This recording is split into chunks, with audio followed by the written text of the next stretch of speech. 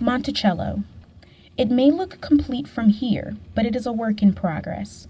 The beautiful neoclassic plantation turned museum stretches across 5,000 acres and was once home to founding father Thomas Jefferson. The museum opened to the public in 1924, but it took more than 50 years for it to include the story of the enslaved into the property's history. We move dirt. And we figure out what's hidden by it, essentially. Monticello has had a full-time archaeology research department since really around 1980. That program has focused initially on excavating houses in which enslaved people lived and worked along Mulberry Row, right next to Jefferson's neoclassical mansion. The Thomas Jefferson Foundation unveiled the restored Mulberry Row in 2015.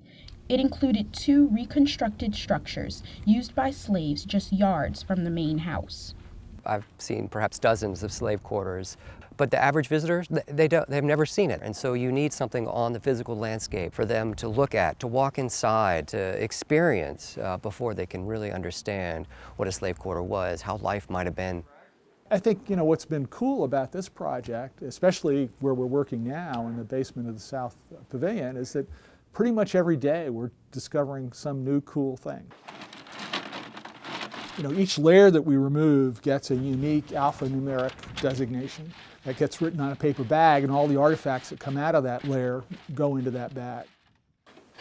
When the South Wing was initially restored in the 1940s, the decision was made to put bathrooms into the servants' quarters. This was not uncommon at other historic sites. I think in this case it was made for convenience. This side of the house was very close to the physical plant where the water was heated. Of course, interpretively, we feel like that's a mistake now. So of course, we've stripped away all of those later 1940s and then later 1960s when they renovated the bathrooms. We've stripped away all those materials to reveal what's left of the Jefferson fabric, the historic fabrics that's there. The newest restoration project by the museum includes the renovation of a room possibly belonging to Sally Hemings, an enslaved woman who birthed 6 of Jefferson's children.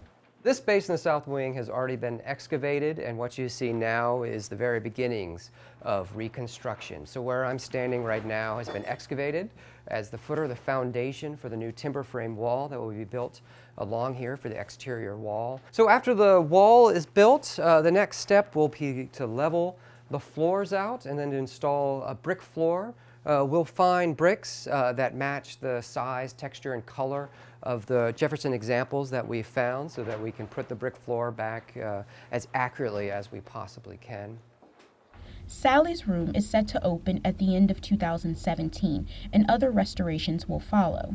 It has been a long journey to include the stories of just a portion of the more than 600 slaves Jefferson owned in his lifetime, but nevertheless, it has not gone unfelt. The guides and interpreters at Monticello have told me that having the slave quarter has been tremendously important for their tours, that it really, really helps people to understand what they're talking about. A picture's worth 1,000 words, right? So a building must be worth 1,000,000 in that case.